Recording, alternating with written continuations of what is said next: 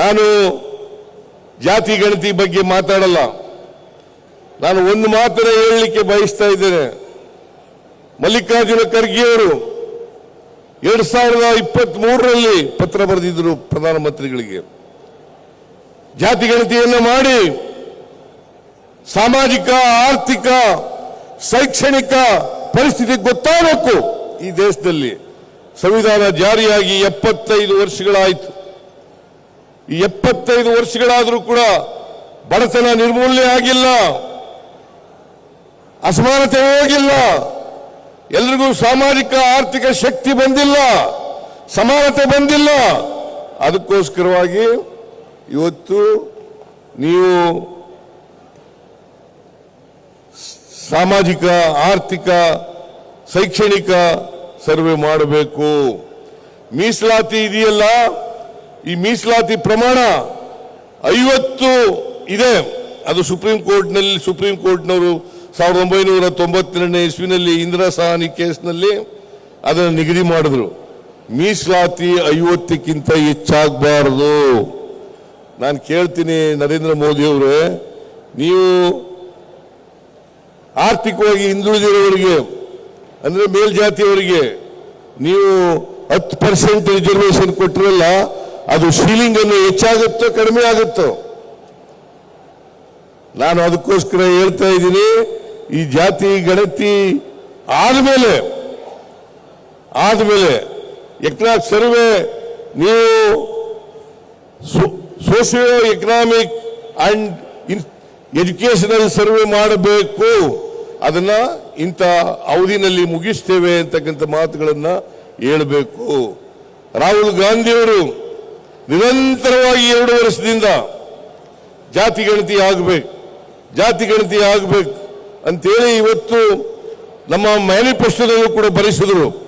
ಮ್ಯಾನಿಫೆಸ್ಟೋದಲ್ಲೂ ಕೂಡ ನಾವು ಅಧಿಕಾರಕ್ಕೆ ಬಂದ್ರೆ ಜಾತಿ ಗಣತಿಯನ್ನ ಮಾಡ್ತೇವೆ, ಈ ದೇಶದ ಜಾತಿ ಗಣತಿಯನ್ನ ಮಾಡ್ತೇವೆ, ಎಲ್ಲರಿಗೂ ಸಾಮಾಜಿಕ ನ್ಯಾಯ ಕೊಡ್ತಕ್ಕಂಥ ಕೆಲಸವನ್ನ ಮಾಡ್ತೇವೆ. ಯಾರು ಇನ್ನೂ ಆರ್ಥಿಕವಾಗಿ, ಸಾಮಾಜಿಕವಾಗಿ ಶಕ್ತಿ ಬಂದಿಲ್ಲ ಅವರೆಲ್ಲರಿಗೂ ಕೂಡ ಆರ್ಥಿಕವಾಗಿ, ಸಾಮಾಜಿಕವಾಗಿ ಸಬಲತೆಯನ್ನ ಮಾಡ್ತೇವೆ ಅಂತಕ್ಕಂಥ ಮಾತುಗಳನ್ನ ಹೇಳಿದ್ರು. ಅದಕ್ಕೋಸ್ಕರ ನಾನು ಇವತ್ತು ಪ್ರೆಸ್ ಕಾನ್ಫರೆನ್ಸ್ ಮಾಡಿದೆ. ನಾನು ಖರ್ಗೆ ಅವರಿಗೆ, ರಾಹುಲ್ ಗಾಂಧಿ ಅವರಿಗೆ ಸರ್ಕಾರ ಇದನ್ನ ನೀವು ಧೈರ್ಯವಾಗಿ ಹೇಳ್ತಕ್ಕಂಥ ಆ ಬೆಲೆ ಏರಿಕೆಯನ್ನು ಖಂಡಿಸ್ತಕ್ಕಂಥ ಸಂವಿಧಾನ ಇವತ್ತು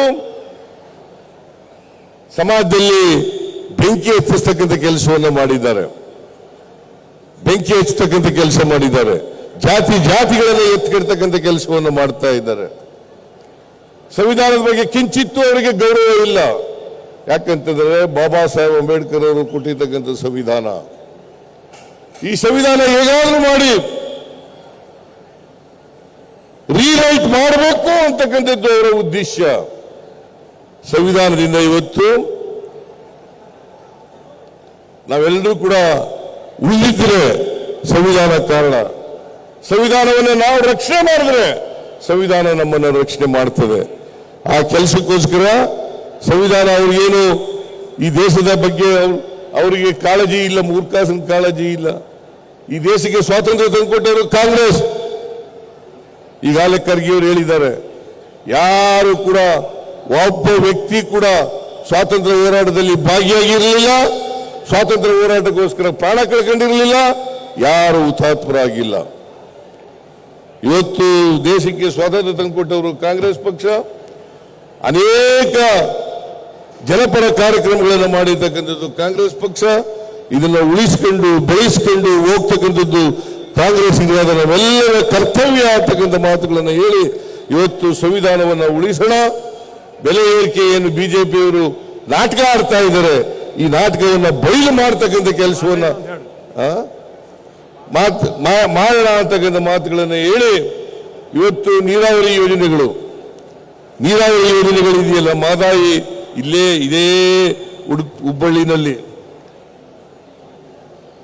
2017ರಲ್ಲಿ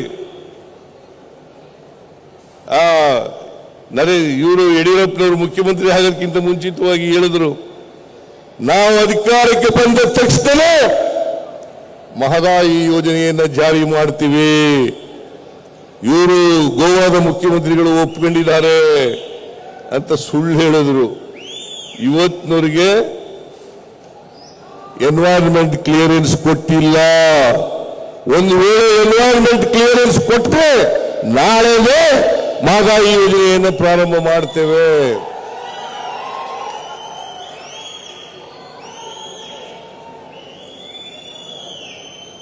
ಹಾಗೆಯೇ ಕೃಷ್ಣ ಮೇಲ್ದಂಡೆ ಯೋಜನೆ ಏನು ಮೀಟಿಂಗ್ ಕರೆದಿದ್ದಾರಂತೆ ಇತ್ತೀಚೆಗೆ ನಮ್ಮ ನೀರಾವರಿ ಮಂತ್ರಿಗಳು ಹೋಗ್ತಾ ಇದ್ದಾರೆ. ಯಾಕೆಂತಂದ್ರೆ ಕೃಷ್ಣ 2013ರಲ್ಲಿ ಇವತ್ತಿನವರಿಗೆ 12 ವರ್ಷ ಆಯ್ತು. ಇವತ್ತಿನವರಿಗೆ ನೋಟಿಫಿಕೇಶನ್ ಮಾಡಿಲ್ಲ. ಜಡ್ಜ್ಮೆಂಟ್ ಬಂದು 12 ವರ್ಷ ಆಯ್ತು. ಇವತ್ತಿನವರಿಗೆ ಗೆಜೆಟ್ ನೋಟಿಫಿಕೇಶನ್ ಮಾಡಿಲ್ಲ. ನಾವು ಅನೇಕ ಸಾರಿ ಒತ್ತಾಯಗಳನ್ನು ಮಾಡಿದ್ದೀವಿ. ಆದರೆ ಗೆಜೆಟ್ ನೋಟಿಫಿಕೇಶನ್ ಮಾಡಕ್ಕಾಗಿಲ್ಲ ಅವ್ರ ಕೈನಲ್ಲಿ. ಮೇಕೆದಾಟು ಬಗ್ಗೆ ಒಪ್ಪಿಗೆ ಕೊಟ್ಟಿಲ್ಲ. ಸುಮ್ಮನೆ ನೆಪ ಹೇಳ್ತಾರೆ. ತಮಿಳುನಾಡಿನವರು ನಿಮ್ಮ ಸ್ನೇಹಿತರು, ಅವ್ರ ಹತ್ರ ಮಾತಾಡಿ. ನೀವು ನೀರಾವರಿಯೇ ಅವರಿಗೆ ರಾಜಕೀಯ ಇರ್ತಕ್ಕಂಥದ್ದು. ಅದರಿಂದ ಕೇಂದ್ರ ಸರ್ಕಾರ ನಾವು ಒಕ್ಕೂಟದ ವ್ಯವಸ್ಥೆಯಲ್ಲಿ ಇರ್ತಕ್ಕಂಥದ್ದು. ಈ ಒಕ್ಕೂಟದ ವ್ಯವಸ್ಥೆಯಲ್ಲಿ ಕೇಂದ್ರ ಸರ್ಕಾರದ ಪ್ರಧಾನಮಂತ್ರಿಗಳು ಇಂಟರ್ಫಿಯರ್ ಆಗಬೇಕೆ ಹೊರತು ನಾವು ಮಾತಾಡ್ಕೊಳ್ಳೋಕೆ ಸಾಧ್ಯ ಆಗೋದಿಲ್ಲ ಅಂತಕ್ಕಂಥ ಮಾತುಗಳನ್ನು ಹೇಳಿ ಇವತ್ತು ನೀವೆಲ್ಲರೂ ಕೂಡ ದೊಡ್ಡ ಪ್ರಮಾಣದಲ್ಲಿ ಬಂದಿದ್ದೀರಿ, ಪ್ರತಿಭಟನೆಯನ್ನು ಮಾಡಿದ್ದೀರಿ. ಸಂವಿಧಾನ ಉಳಿಸ್ತಕ್ಕಂಥ ಕೆಲಸ ಮಾಡೋಣ ಅಂತಕ್ಕಂಥ ಮಾತುಗಳನ್ನು ಹೇಳಿ ನನ್ನ ಮಾತುಗಳನ್ನು ಮುಗಿಸ್ತೇನೆ. ನಿಮ್ಮೆಲ್ಲರಿಗೂ ನಮಸ್ಕಾರ. ಮತ್ತೆ ಎಲ್ಲ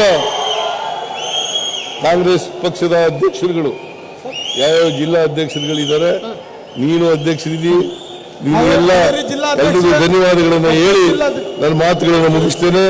ಜೈ ಹಿಂದ್, ಜೈ ಕರ್ನಾಟಕ, ಹಾವೇರಿ, ಗದಗ ಜಿಲ್ಲೆ, ಜೈ ಬಾಪು,